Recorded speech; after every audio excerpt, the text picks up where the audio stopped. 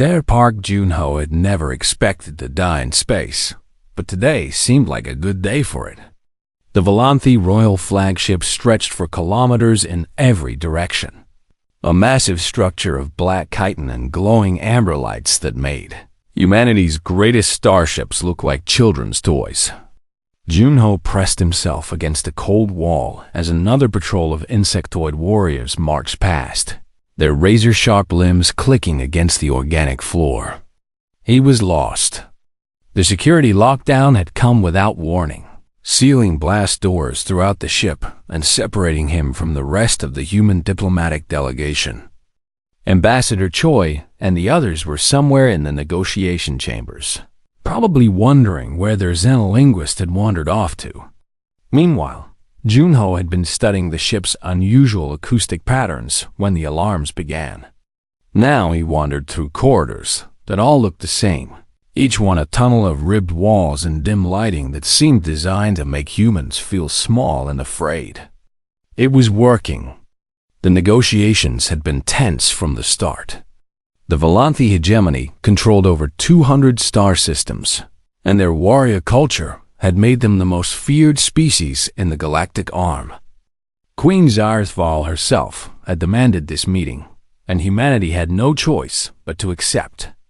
Earth was young to the galactic stage, and refusing an audience with the Volanthi monarch meant war.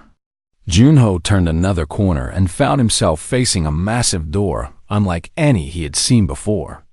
This one was decorated with intricate carvings of larvae and adult Volanthi in nurturing poses.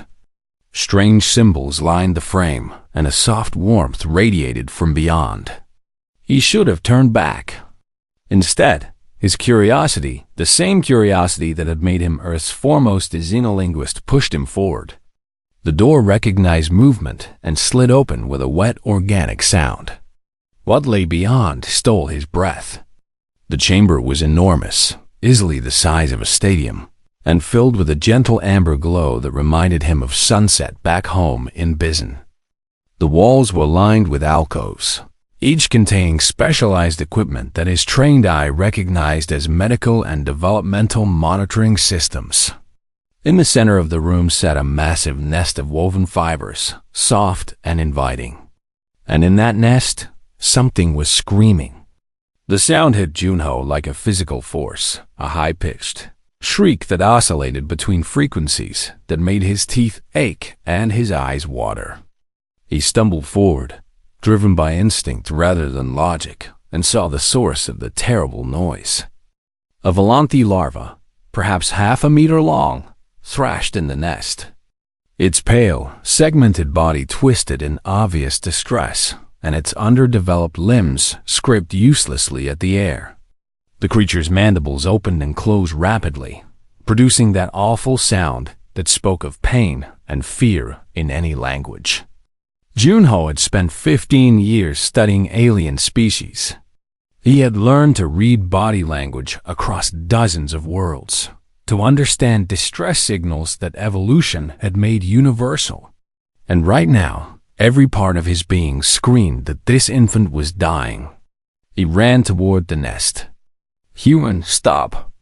The voice came from behind him, and suddenly the chamber was filled with warriors. A dozen Volanthi guards poured through side entrances, their compound eyes blazing with fury and their killing claws extended to their full lethal length. They surrounded him in seconds, but none of them struck.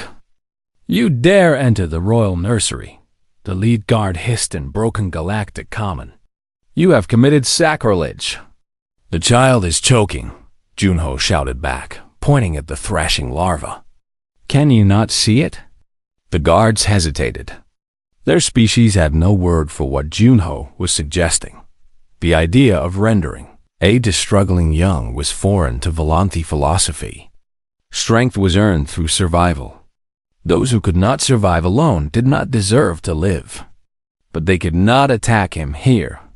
The nursery was sacred ground, and spilling blood within its walls would bring a curse upon the entire royal bloodline.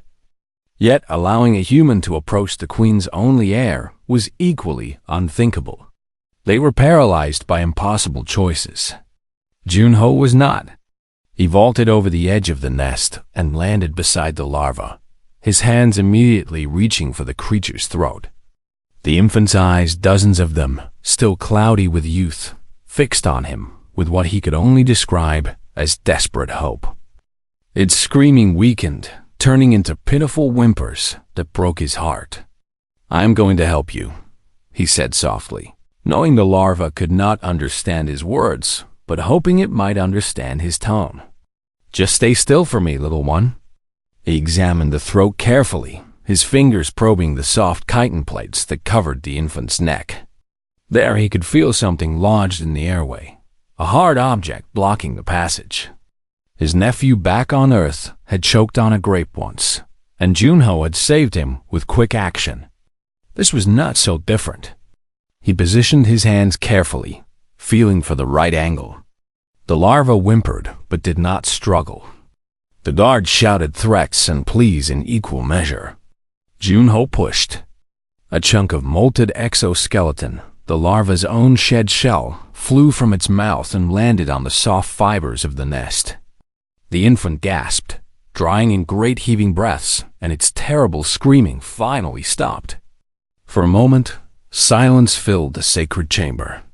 Then the larva did something that made every Volanthi guard freeze in absolute shock. It reached up with its tiny, soft limbs and wrapped them around Junho's arm. It pulled itself closer to his warmth and pressed its small body against his chest. A new sound emerged from its throat, not the screaming of before, but something softer, something almost like a purr. "What have you done?" the lead guard whispered. Junho looked down at the infant clinging to him and felt something stir in his chest.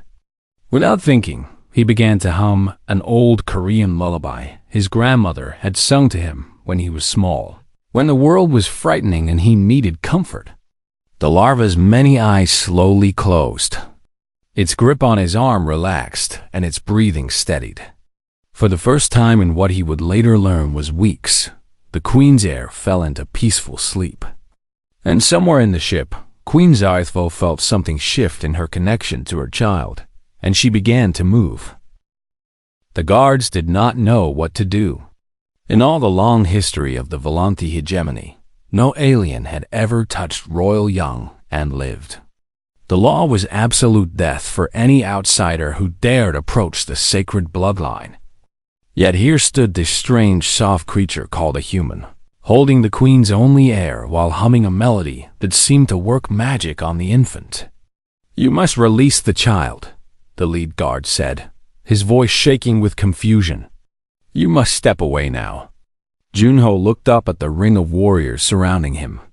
Their killing claws gleamed in the amber light, capable of slicing through steel as easily as paper.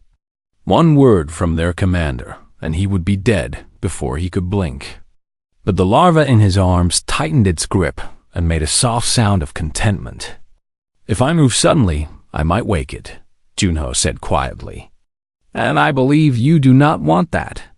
The guards exchanged uncertain glances. They had all heard the heir's endless screaming. The whole ship had heard it. For weeks, the sound had echoed through the corridors, driving soldiers to distraction and filling the Queen with a desperate fury that made everyone fear for their lives. The royal physicians had tried everything, but nothing worked. The child would not eat, would not rest, would not stop its terrible cries. And now, in the arms of this alien intruder, it slept. "How did you do this?" a guard demanded. "What sorcery did you use?" "No sorcery," Junho replied. "I saved it from choking. That piece of shell there was blocking its throat. Then I simply held it and sang to it." "That is impossible," another guard scoffed. "The Volanthi young do not require holding. They do not need songs. Comfort makes them weak." Junho looked at the sleeping infant and felt a wave of sadness wash over him. In human culture, denying comfort to a baby was considered cruel. The thought that this tiny creature had spent weeks in distress with no one willing to soothe it made his heart ache.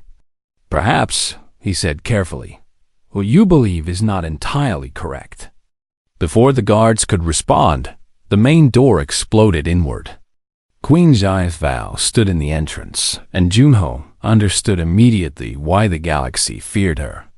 She towered nearly 3 meters tall, her exoskeleton a deep crimson that spoke of royal blood and ancient power. Her killing claws were fully extended, each one longer than his arm, and her compound eyes blazed with a fury that seemed to set the air itself on fire. "What human dares defile my nursery?" she roared. The guards fell to their bellies in submission, pressing their faces against the floor. Junho remained standing, partly because he did not know the proper gesture of respect, and partly because kneeling would disturb the sleeping larva.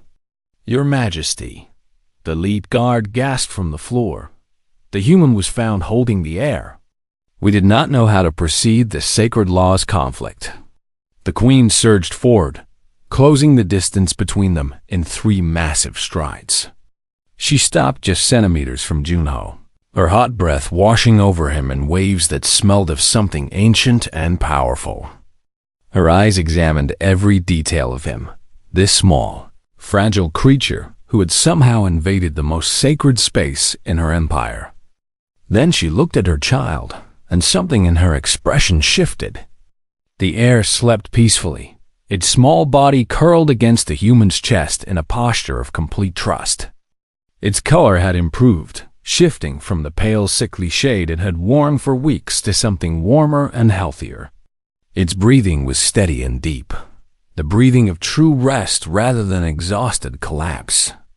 "It sleeps," the queen whispered, and her voice held something Junho had never expected to hear from a Volanthi warrior. "Wonder." The child was choking on shed exoskeleton, Junho explained, keeping his voice soft. "I removed the blockage. Afterward, it was frightened and distressed, so I held it and sang to it until it calmed." "You held it," the queen repeated, as if the concept was foreign. "You sang to it?" "Yes, Your Majesty." "This is what humans do for their young. We believe that comfort and safety help children grow strong." The queen's claws slowly retracted, folding back into her arms. She stared at her sleeping heir with an expression that transcended species, the look of a mother who had feared the worst and now saw hope. "My child has not slept since it hatched," she said quietly. "The physicians said it would die within the lunar cycle. They said nothing could be done, that some young are simply too weak to survive." Junho thought of the blocked airway, the simple mechanical problem that had caused all this suffering. The Volanthi, for all their advanced technology and galactic power, had not thought to check for such a basic issue. Their philosophy of strength through struggle had blinded them to simple solutions. "Your child is not weak, Your Majesty," he said. "It was injured and afraid. With proper care, I believe it will thrive." The queen's eyes fixed on him with terrifying intensity. "You speak as if you know how to provide such care." "I know how humans care for young," Junho admitted. "I do not know if the same methods will work for Volanthi, but I am willing to try, if you wish it." For a long moment, the queen said nothing. The fate of negotiations, of Earth's place in the galaxy, of war or peace, all of it hung in the silence between them. Then she turned to her guards. "The human will remain in the nursery," she commanded. "He will care for my heir under constant supervision. If the child dies, he dies. If the child thrives, we will discuss his fate then." "Your Majesty," the lead guard protested, "the negotiations will continue without this one," the queen snapped. "His delegation has other translators. This one has a more important purpose now." She turned back to Junho, and her expression was unreadable. "You have saved my child's life, human. I do not know whether to reward you or kill you for your audacity, but I will give you this chance to prove the worth of your strange, soft species. Do not fail me." Then she was gone, sweeping from the nursery with her guards trailing behind her. Junho looked down at the sleeping larva in his arms and wondered what he had gotten himself into. He was a linguist, not a nursemaid. He had never cared for young of his own species, let alone an alien one. But the infant stirred slightly, pressing closer to his warmth, and made that soft purring sound again. He began to hum his grandmother's lullaby once more. Perhaps this would not be so difficult after all. 7 days passed aboard the Volanti flagship, and everything changed. Junho had settled into a strange routine. Each morning, or what passed for morning in the endless night of space, he would wake in the small alcove they had given him adjacent to the royal nursery. He would eat the bland nutrient paste that the Volanti considered suitable for humans, though he missed Korean food with an ache that grew stronger each day. Then he would enter the nursery and spend hours with the heir.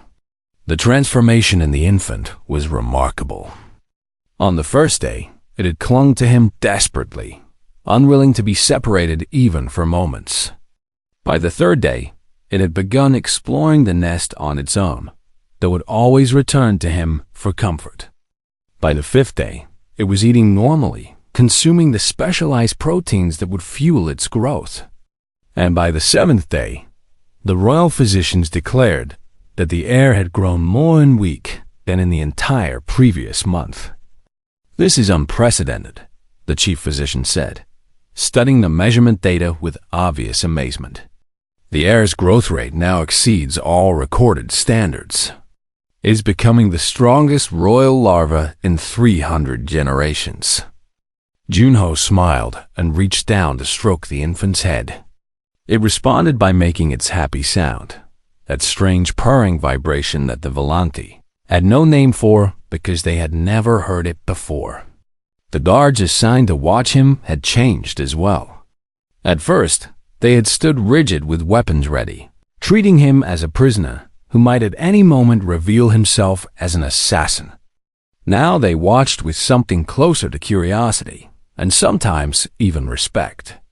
They had seen him wake in the middle of the night when the heir cried, seen him pace for hours humming those strange human songs, seen him go without sleep so that the infant could rest. "Why do you do this?" one guard asked him on the sixth day. "You gain nothing from helping our heir. Your delegation negotiates without you, and the talks go badly. You could demand to return to them, to help your own people." Junho considered the question. It was a fair one. What did he gain from this endless cycle of feeding and soothing and singing? His career as a xenolinguist would not benefit. His standing in the diplomatic corps would not improve. By all practical measures, he was wasting his time. But when he looked at the larva sleeping peacefully in the nest, he knew the answer. "In human culture," he said, "we believe that children are sacred. Not just our own children, but all children. When we see a young one suffering, something inside us demands that we help. It is not a choice we make, it is simply who we are." The guard stared at him as if he had spoken in an alien language, which, in a sense, he had. "Strange creatures, you humans," the guard muttered. On the seventh day, a messenger arrived with a summons. Queen Zardval demanded Junho's presence in her private throne chamber. He was to come alone. The walk through the ship felt longer than before. Junho noticed that other Volanti stopped to stare at him as he passed, not with hostility, but with something he could not quite identify. Whispers followed in his wake, conversations that halted when he drew near. Something had changed in how the crew perceived him. The throne chamber was smaller than he expected and far more personal. Unlike the vast negotiation hall where the diplomatic talks occurred, this room felt almost intimate. Organic walls curved overhead like the inside of a great shell, and soft lights created an atmosphere of warmth and privacy. The queen sat on a throne of woven fibers, similar to the material of the nursery nest. "Approach," she commanded.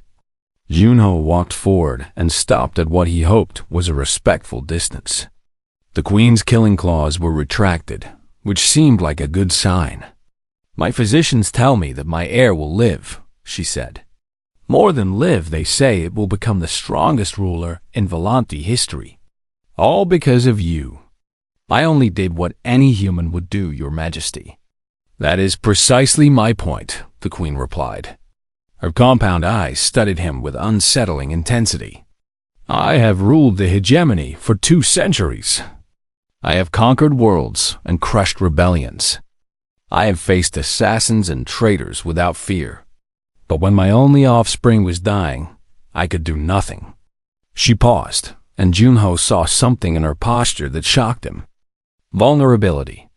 I could not comfort my child, she continued. Our ways forbid it. We believe that struggle builds strength, that coddling creates weakness. I watched my heir suffer and told myself it was for its own good. I was wrong. Your Majesty, let me finish. She interrupted, though not unkindly. You humans have been in space for barely a century. My people have ruled the stars for millennia. And yet you possess something we have lost or perhaps never had. The ability to nurture, to comfort, to protect your young without considering it weakness. She rose from her throne and descended the steps toward him. Despite her non-threatening posture, Junho felt his heart rate increase. She stopped barely a meter away, close enough that he could see his own reflection in her countless eyes. There is an ancient law in Volanthi culture, she said, one that supersedes all others. When an outsider saves the life of royal young, they become bound to the bloodline. Their fate becomes tied to ours forever. Junho felt a chill run down his spine. What does that mean, exactly? It means, the Queen said slowly, that I am offering you a royal marriage bond. You would become my consort, my partner in raising the heir you saved. And through this bond, humanity would become our permanent allies, protected by the full might of the Volanthi hegemony. The words hit Junho like a physical blow. His mind went completely blank, all his training in xenodiplomacy vanishing in an instant. Of all the possible outcomes he had imagined, this had never occurred to him. He started, but no other words came. The Queen, feared conqueror of worlds, actually smiled. I see that I have left you speechless, she observed. Good. That means you understand the weight of what I offer. I do not expect an answer today. Consider my proposal carefully, human. The fate of your entire species may depend on your choice. She turned and walked back toward her throne. You may return to the nursery now. My heir will be wondering where you are. Junho bowed awkwardly and retreated from the chamber, his mind spinning with impossible thoughts. Marriage? To an alien queen? The idea was absurd. And yet, as he walked back toward the nursery, he found himself wondering what the infant would look like when it grew up. Ambassador Choi stared at Junho as if he had grown a second head. She proposed what? They sat in the human delegation's quarters, a small section of the flagship that had been converted to support Earth's oxygen-nitrogen atmosphere. The room felt cramped after the vast spaces of the nursery, but Junho was grateful for the familiar environment. He had been allowed a brief visit to inform his colleagues of the Queen's offer. Marriage, Junho repeated. A royal marriage bond. She says it would make humanity permanent allies of the hegemony. The ambassador leaned back in her chair, her expression shifting through shock, confusion, and finally something that looked almost like hope. Do you understand what this could mean for Earth? The Volanthi control 200 star systems. Their fleet is the largest in the sector. An alliance with them would guarantee our safety for generations. I understand the political implications, Junho said quietly. But this is not just politics. She's asking me to become part of her family, to help raise her child. This is a lifetime commitment. And you are hesitating? The ambassador's voice held disbelief. Junho, you would be saving billions of lives. The negotiations have been failing. War was becoming inevitable. This offer changes everything. Junho looked down at his hands. The same hands that had held the larva while it slept, that had stroked its soft exoskeleton during its nightmares, that had become as familiar to the air as the walls of the nursery itself. He had grown attached to the infant in ways he had not expected. Leaving it now would break something inside him. But marriage to an alien queen was not something one decided lightly. "I need more time," he said. "Tell her I am honored by her offer and that I am considering it seriously. Ask for one more day." The ambassador nodded, though her impatience was obvious. "One day, Junho. But please think of Earth." He returned to the nursery that evening with a heavy heart. The air sensed his mood immediately, making questioning sounds and reaching for him with increased urgency. He lifted the infant and held it close, drawing comfort from its warmth, just as it drew comfort from his. "What should I do, little one?" he murmured. "Your mother has offered me something impossible. I am just a linguist from Bizen. I study languages and cultures. I do not marry queens." The larva, of course, could not answer. But it pressed closer to him and made its happy purring sound, and somehow that helped. He spent the night in the nursery, sleeping beside the nest with the air curled against his chest. The guards watched silently, long past the point of finding this behavior strange. It had become normal as human and his devotion to their future ruler. Morning came too quickly. Junho woke to the sound of alarms and the air's frightened cries. Red lights flashed throughout the nursery, and the guards were shouting into their communication devices with obvious panic. "What is happening?" he demanded, gathering the larva protectively in his arms. The lead guard turned to him with an expression of pure fury. "Traitors! A faction that opposes the Alliance has attacked. They are coming for the air." Before Junho could respond, the main door exploded inward. A squad of Volanthi warriors poured through the gap, their bodies marked with ritual scars that identified them as members of an extremist sect. Their leader pointed directly at the nest. "Kill the air," he shouted. "End this corruption before it destroys everything we have built. The Volanthi do not ally with weak species, we conquer them." The loyal guards formed a defensive line, but they were outnumbered. Fighting erupted throughout the nursery, the sacred space defiled by violence for the first time in its ancient history. Killing claws clashed against killing claws, and Volanthi blood splattered the pristine walls. Junho ran. He clutched the screaming larva to his chest and sprinted for a side passage, knowing that his only chance was to escape the chaos and find help.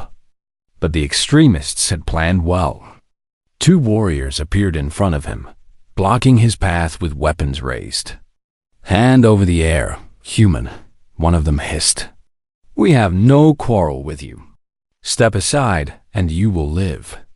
Junho looked at the infant in his arms. Its eyes, all those many eyes, stared up at him with absolute trust. It had stopped crying, as if it believed that as long as he held it, nothing bad could happen. He could not betray that trust. "No," he said. The warriors attacked. Junho turned his back to them, curling his body around the larva to shield it from harm. The first blow struck his shoulder, and he felt something crack. The second hit his lower back, and fire exploded through his spine. He fell to his knees, but kept his arms wrapped around the air, refusing to let go. A killing claw rose above him, venom dripping from its tip. "This is it," he thought. "At least the baby is protected." The blow never landed. Queen Zarthval appeared like a crimson nightmare, her claws moving so fast they blurred. The first attacker fell in two pieces. The second died before he could even raise his weapon. She stood over Junho's crumpled form, and her roar of rage shook the very walls of the nursery. "My child," she bellowed at the remaining extremists. "You dare threaten my child." The fighting ended quickly after that. The Queen's personal guard arrived in force, overwhelming the attackers and securing the nursery. The extremist leader was captured alive, The queen wanted answers before she wanted his death. But Junho noticed none of this. He lay on the floor, still holding the larva, and felt the venom spreading through his body. His vision blurred and his limbs grew heavy. The last thing he heard before darkness claimed him was the heir's frantic crying and the queen's voice shouting for physicians. Then there was nothing. Junho woke to the sound of humming. At first, he thought he was dreaming. The melody was familiar, his grandmother's lullaby, the same song he had sung to the air countless times.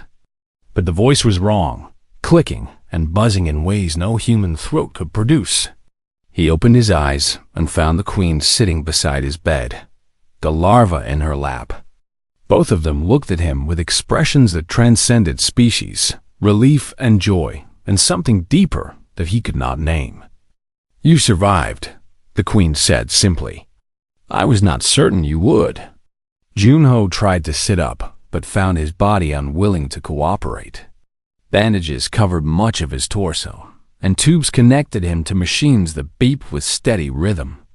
A human medical officer stood nearby, monitoring his vital signs with obvious concern. "The venom should have killed you within minutes," the officer explained.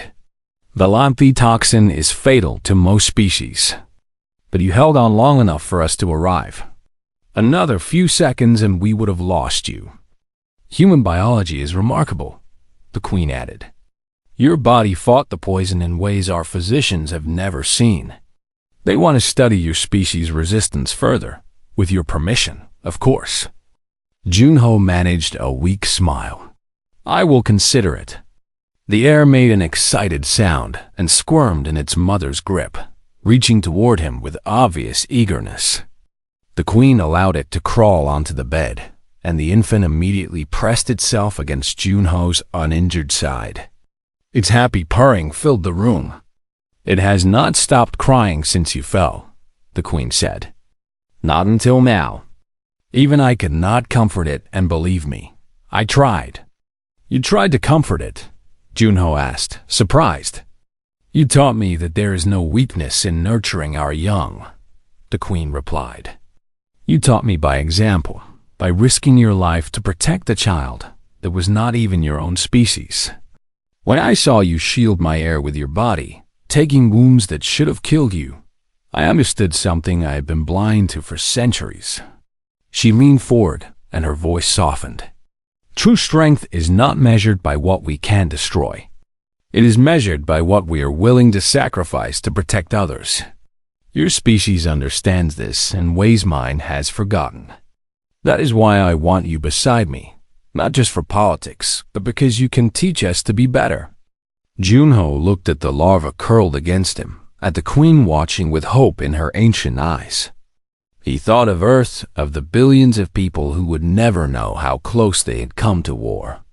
He thought of his family in Bizen, of his nephew who had once choked on a grape, of his grandmother's lullaby that had now been sung on an alien starship. And he thought of the future, a future where humans and Valanthe stood together, where the galaxy's greatest warriors learned gentleness from Earth's soft and fragile children. "I accept," he said. The queen nodded, her expression suggesting that she had expected no other answer. "Good. The formal ceremony will take place once you have recovered. My people will witness the bond, and the galaxy will know that humanity stands under our protection." She paused, and something almost playful flickered in her eyes. "You will need a title, of course. Prince Consort seems appropriate. Unless you have objections?" "Prince Consort Park Junho," he said, testing the words. "That will take some getting used to." "You will have time," the queen assured him. "Now rest. The air will stay with you. I do not think I could remove it even if I tried. And when you are strong again, we have much work to do." She rose and walked toward the door, then paused. "Thank you, Junho, for saving my child, for showing us a better way. Whatever happens, the Valanthe will never forget what one human did for us." Then she was gone. The following weeks passed in a blur of recovery and ceremony. The extremist faction was dismantled, its leaders executed for treason. The alliance between Earth and the Volanthi hegemony was formalized, and humanity's place in the galaxy was secured. Junho became a symbol proof that strength and gentleness could coexist, that the mightiest warriors could learn from the smallest kindnesses.